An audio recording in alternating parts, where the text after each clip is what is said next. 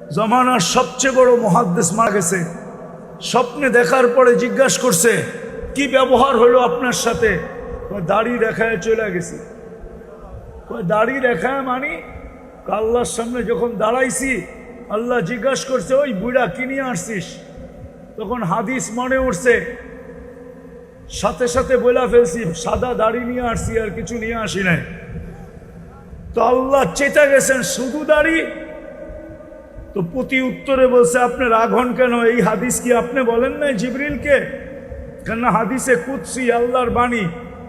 আপনি কি জিবরিলকে বলেন নাই? জিবরিল আমাদের নবীজিকে বলে নাই? নবীজি কি সাহাবায়ে কেরামকে বলেন নাই? সাহাবায়ে কেরাম কি ওনার ছাত্রদেরকে বলেন নাই? আপনি নাকি সাদা দাড়ি দেখলে লজ্জা পান, এখন তো দেখতেছি উল্টা। দাড়ির কথা বললাম, আপনি চেতা গেলেন। তা আল্লাহ হাইসা দিয়া বলছে, মাফ করে দিলাম, যা। হাদিস দিয়া দিতেছি, ইন্নাল্লাহ লা ইয়াস্তাহি যি শাইবাতিন, যেই ব্যক্তি শাইবাতিন ফিল ইসলাম, যেই ব্যক্তি ইসলাম অবস্থায়, ঈমান অবস্থায় দাড়িকে পাকায় দিবে, ওর পাকা দাড়ি দেখলে আল্লাহ লজ্জা পায়, শাস্তি দেয় না। না না না।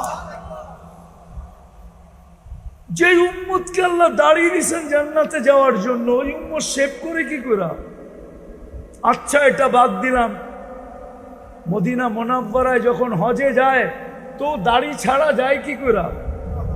আমার তো যুগ বিয়োগে মিলে না, কিন্তু হাজারো হাজিকে দেখি বাংলাদেশি দাড়ি ছাড়া রওজার সামনে দাঁড়ায় আছে। কেননা ও দেখুক আর না দেখুক, আমাদের নবীজির রওজার সামনে দাঁড়াইলে নবীজি তো দেখে। ওলামা বলুক না দেখে না, দেখে না। আমাদের নবীজি তো জীবিত কবরে, হায়াতুন নবী। ও দাড়ি ছাড়া যায় দাঁড়ায় কি করে? যদি দেখা চেহারা ফিরায় নিল তো ভাগ্য খুললো না বন্ধ হইল? হ্যাঁ, দ্বিতীয় যুগ বিয়োগ মিলে না। মদিনা মুনাওয়ারা গেল, আয়সা দাড়ি শেভ করে কি করে? যাকে আল্লাহ রসুল দেখলো দাড়ি শেভ করে কি করে? তো যেটা বুঝাইতেছিলাম মেরে দোস্ত, দাবি তো করি আল্লাহকে ভালোবাসি, কিন্তু প্রমাণ কি? কালকে এই চেহারাটা কি করে দেখাবো আল্লাহকে? প্রমাণ কি আপনার কাছে যে আপনি আল্লাহকে ভালোবাসেন? কি প্রমাণ? সবকিছু বাদিয়ে দিলাম, একটার উপরে শেষ করে দিতেছি।